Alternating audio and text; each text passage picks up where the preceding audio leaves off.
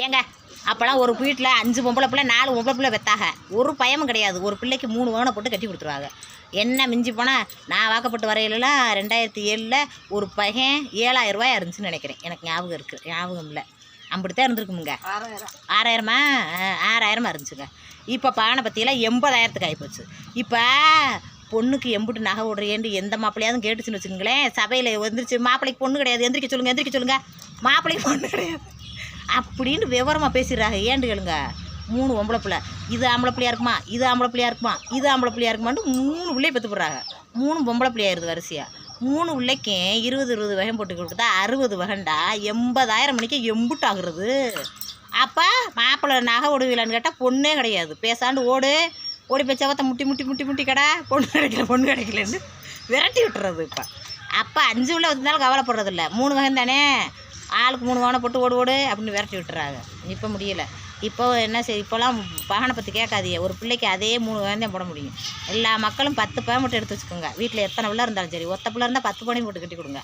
2 பிள்ளை இருந்தால் ஆளுக்கு 5 பவன் போட்டு கட்டி கொடுங்க. 3 பிள்ளை இருந்தால் ஆளுக்கு 3 பவன் போட்டு கட்டி கொடுங்க. இப்போ 3 பிள்ளைக்கு மேலே யாரும் பெறதில்லை. அதுவும் ஆசைப்பட்டு பேராசைப்பட்டு ஆம்பளை பிள்ளையா இருந்துருமா அப்படின்ற ஒரு ஆசையில் தான் அந்த 3வது பொம்பளை பிள்ளையும் பெற்று போடுறாங்க. அதனால் 3 பவனுக்கு மேலே எந்த பிள்ளைக்கு போடாதீங்க. ஆமாம் சொல்லிட்டு அதுக்கு மேலே அதிகமாக நகை வேணும் கேட்குற மாப்பிள்ளையை அடித்து விரட்டி விட்டுருங்க. வேணவே நல்லா இருக்கு கதை. எங்கிட்டு போய் பண்ணுறது, நகை விலை என்னமா ஆகிக்கிட்டு இருக்கு. என் மச்சான் மட்டும்லாம் கவலைப்பட்டு கிடக்கா. என்ன பண்ணுறதுன்ட்டு எனக்கு தான் கவலை. எனக்கு 2 பொம்பளை பிள்ளைங்க, நான் என்ன செய்கிறது போங்க. இப்படி வடையை தட்டி 5 ரூபாய்க்கு வடையை ஊற்றி என்னைக்கு 80 வகை 5-10 பயம் பண்ணுறது முடியலை. கவர்மெண்ட்டு இதை கொஞ்சம் குறைச்சி விட்டீங்கன்னா நல்லாயிருக்கு. இதில் நகையை அடகு வச்சா நகையை அடகு வச்சா இது கொடுக்கணுமாம்ல, பில்லு கொடுக்கணுமாம்ல. அப்போ பில்லு இல்லாத நகையில் என்ன பண்ணுறது, குப்பையிலே விடுறது. நகையை வாங்குறதே எதுக்கு, ஒரு ஆத்திர அவசரத்துக்கு ஒரு பண உதவிக்கு தான் எடுக்கிறோம்.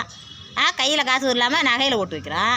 அதுவும் அடகு வைக்க போயில சிட்டை கொடுன்னு கேட்டால் நம்ம இங்கே வருது எத்தனை. அதானே இதெல்லாம் நடைமுறைக்கு வருமாக்கா. பில்லுக்கு போய் நம்ம எங்கே போய் தேடுறது. எங்கள் அம்மா 17-15 வருஷத்துக்கு முன்னாடி போட்டு விட்ட நகைக்கெல்லாம் இன்றைக்கி போய் பில்லு இருக்குமா? அந்த காலத்தில் பில்லே வாங்க தெரியாது. சும்மா தான் நகை பண்ணி வாங்கிட்டு வந்தாங்க. செட்டியார்கிட்ட பண்ணேன், இவர்கிட்ட பண்ணேன்ட்டு. அதுக்கெல்லாம் நாங்கள் எங்கே பில்லுக்கு போகிறது? அப்புறம் அந்த நகையை பூரா என்ன பண்ணுறது, அடகு வைக்கிறதுக்கு? என்னப்பா கவர்மெண்ட் உங்கள் இஷ்டத்துக்கு சட்டம் போடாதீங்க. இதெல்லாம் நல்லா இல்லை.